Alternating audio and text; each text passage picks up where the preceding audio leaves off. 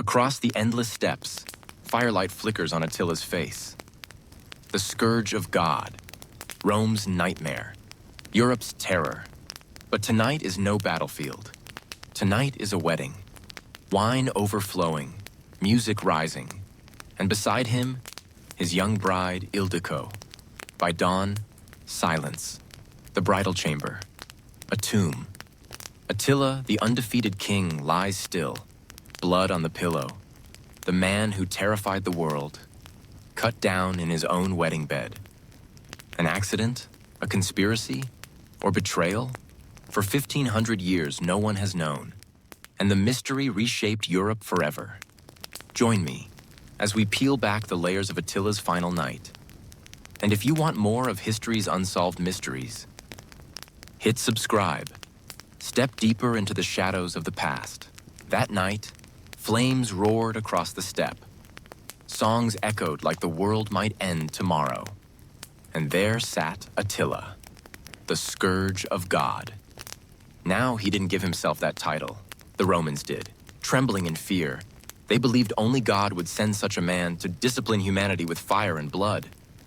Sounds majestic. But let's be real, it was an insult. You're humanity's ultimate disaster. And that's Attila's place in the 5th century. Not especially tall, built solid, flat nose, eyes always hunting for someone to intimidate. The Huns didn't care for fancy robes. While Roman senators fussed over white togas, Attila needed only a plain tunic, a sword, and sometimes just a stare. A stare sharp enough to silence a hall. But even Attila knew how to party. Wine flowed like rivers. Music thundered.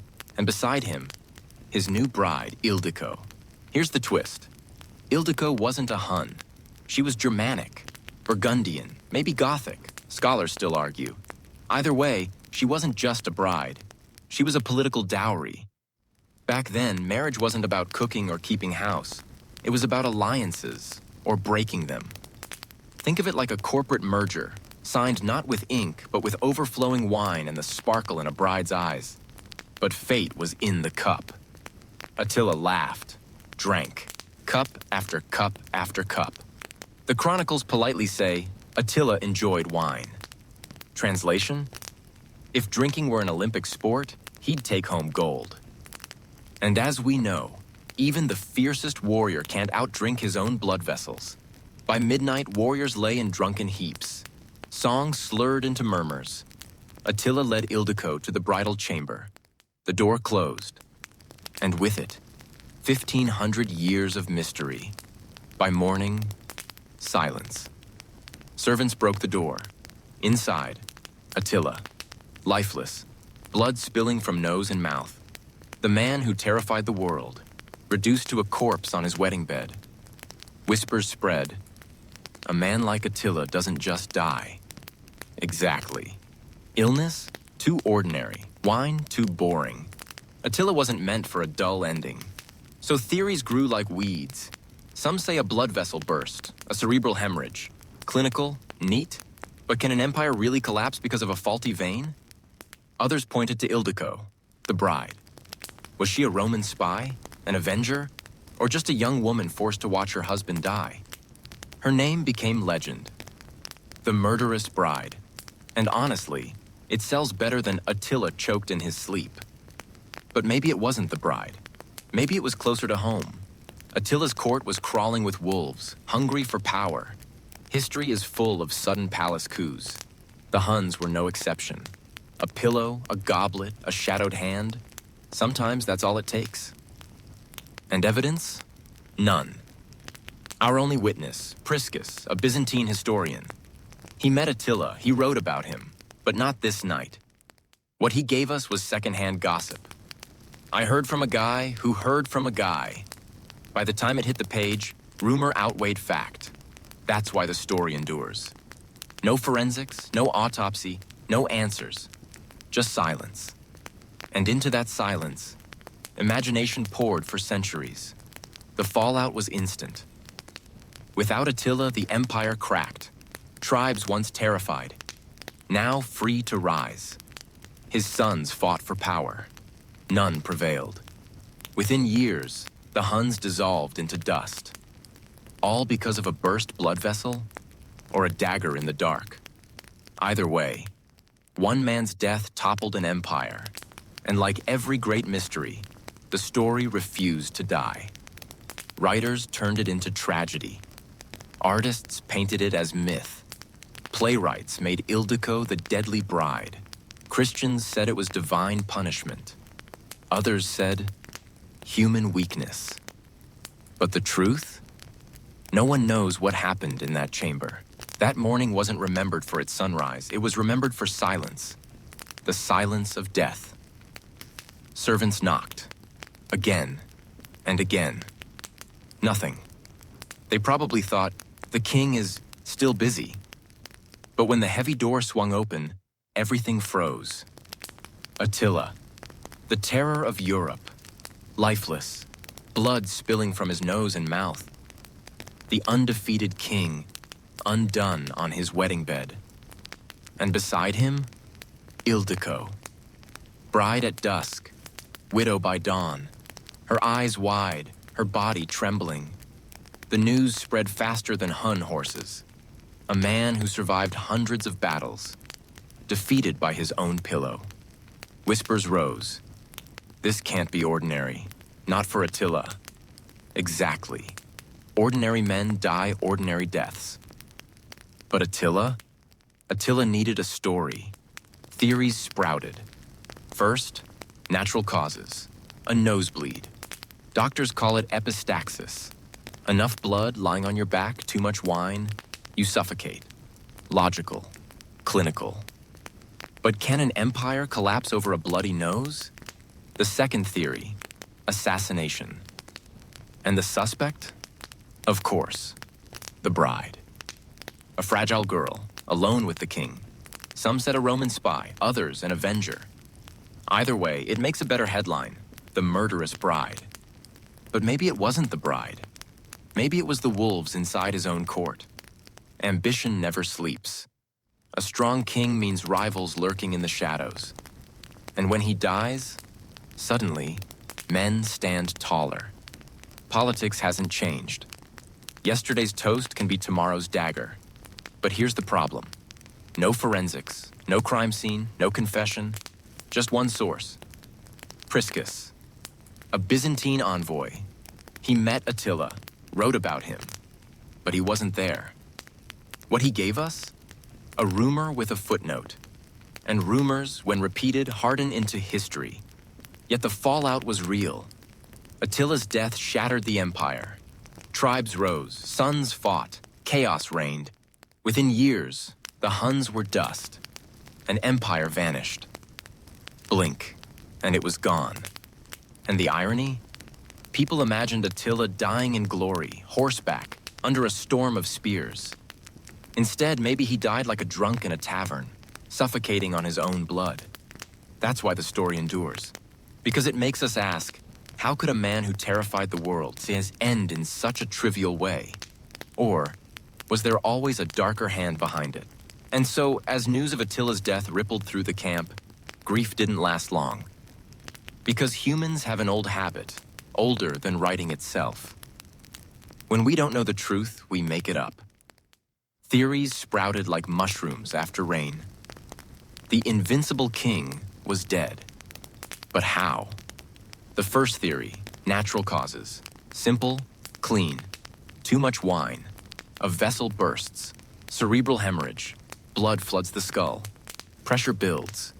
The king dies in his sleep. Sounds clinical. Logical. But for Attila, too boring. It's like saying Superman died slipping on a banana peel. Possible, yes. Believable, no. So we move to theory 2, assassination. Prime suspect, the brand new bride. Ildiko, young, beautiful, Germanic, and crucially, the only person with Attila that night. The Romans loved this story. It painted them as masters of intrigue.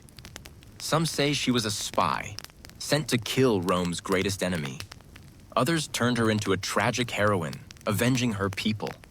Either way, it's a Greek tragedy twist. The bride becomes the executioner. But why stop with the bride? Modern historians point inward to Attila's court. His empire was too vast. And power? Power is like cake. The bigger the slice, the more hands reaching for it. Generals, princes, nobles. Loyalty thinner than grass in the wind. Maybe all it took was a pillow, a hand pressing down, and the throne was suddenly free. Ancient politics was no different from Game of Thrones. Except instead of dragons, we got nosebleeds rewriting history. And then, the hybrid theory. Maybe Attila really did have a health issue, but someone made sure he didn't wake up. An assisted accident. Neat, believable, just cinematic enough to keep us hooked. But here's the problem. No dagger, no poison, no confession. Just scraps of chronicles, third-hand rumors, and the silence of time. And that silence, it's exactly why the story lives on. If we knew for certain Attila died of a burst vessel, the mystery would be dead too. You'd have stopped listening in Chapter 1. So, maybe we should see his wedding night as a giant chessboard. Every piece in play. The young bride, the hungry nobles, the schemers in Rome. But time has swept the board clean. And all we're left with are questions. Maybe that's the point. It's the unanswered questions that keep Attila alive, in the imagination of every generation that dares to wonder. And so, as theories stacked up, one question lingered. What do we actually know about Attila's death? The answer? Almost comical. Pretty much nothing. The entire story rests on one man, Priscus. Sounds impressive, right? Priscus, Byzantine historian. But here's the catch. He wasn't there. He didn't see the wedding night. He just wrote down what he heard in Constantinople. In other words, a certified rumor. Like your neighbor's gossip, only written in a diary and mistaken for history. Priscus said Attila died from a hemorrhage in his sleep. Neat, clean, like a doctor's report. But in the 5th century, there were no autopsies, no dissections, no forensics. It was just, look at the body and guess. So, sure, he might be right. But he might just be covering up something darker, like murder. And remember, every historian has an angle. Priscus was Byzantine, Rome's rival. By framing Attila's death as a sloppy accident, he turned the Scourge of God into a punchline. Not killed by spears, not slain in battle, but drunk and suffocating. For Rome, that wasn't just history, it was propaganda. Other sources? Barely any. A few Roman writers called it God's punishment. Classic medieval logic. Volcano erupts, plague spreads, king dies. It's all divine wrath. So, by that reasoning, Attila's death was just God slamming the brakes on Huns take over Europe. Convenient. Saves you from asking questions. Hard evidence? None. His tomb, the one place that might hold answers, is itself a legend. 3 coffins, gold, silver, iron. And everyone who buried him? Killed to keep the secret. Romantic, gruesome, effective. Which is why no one's ever found it. No tomb, no evidence, no closure. Even the silence of his heirs is suspicious. If Attila was murdered, someone in the Hun court had to know. But there were no confessions, no purges, no finger-pointing, just silence. As if everyone agreed, bury the man and bury the truth with him. So here we are, 15 centuries later, staring at a blank space. Truth swallowed by time, by politics, by myth. And that blank space? It will never be filled with data, only with imagination. Ironically, that's what keeps the story alive. Because if tomorrow we dug up Attila's body and proved he died of a burst vessel, people would feel cheated, like a movie spoiled with the dullest ending possible. But as long as the truth stays hidden, the mystery lives on. And so does Attila. In our stories, in our imagination, in our endless hunger for the unknowable. When truth is buried in darkness, only legacy remains. Both the glory and the collapse speak for Attila's death. The irony? A man who once made Europe tremble needed only one night to turn his empire into a sandcastle before the tide. The morning after, the fragile unity of the Huns cracked. Tribes once bowed to Attila now saw their chance to rise. His eldest son, Elak, tried to hold the throne and failed. At the Battle of Nidau in 454, Germanic tribes crushed the Huns. From there, the empire unraveled so fast. Blink, and you'd miss it. A year before, Attila was drinking like Europe itself was his goblet. A year later, that goblet lay shattered. But history isn't just measured in territory. Attila's death opened a new door for Europe. With the Hun shadow gone, Goths, Franks, Vandals, all rose to fill the vacuum. It was the turning point. Late antiquity ended. The Middle Ages began. Europe exhaled and braced for centuries of chaos. And Attila himself? He never really died. Not in memory. Medieval literature kept him alive as demon, as tragedy. To the Germans, he was Etzel, woven into epic doom. To Italians and French, the nightmare who nearly toppled Rome. To Christian tradition, forever the Scourge of God. Proof of divine wrath made flesh. Here's the fascinating part. Attila is always a mirror. The Romans saw a monster. Some Germanic tribes saw a fearsome ruler. Hungarians saw an ancestor of the steppe. Whoever looks into Attila sees themselves staring back. And because his death remains a question mark, he will always be part of an unfinished story. If he simply choked on his own blood, this tale shrinks into a PSA about drinking responsibly. But as long as there's room for betrayal, assassination, divine punishment, the story becomes a multiverse. Everyone picks their version. Attila the mortal, Attila the murdered, Attila the betrayed.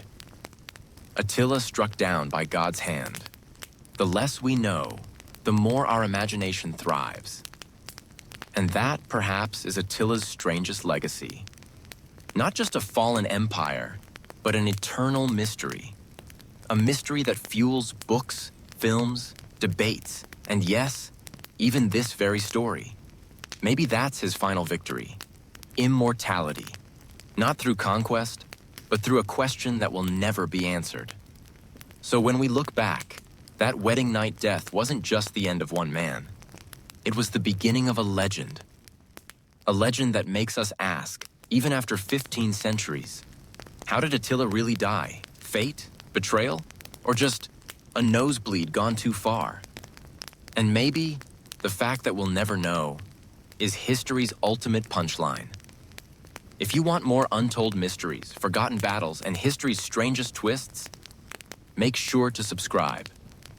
Because the past is full of secrets, and we're just getting started.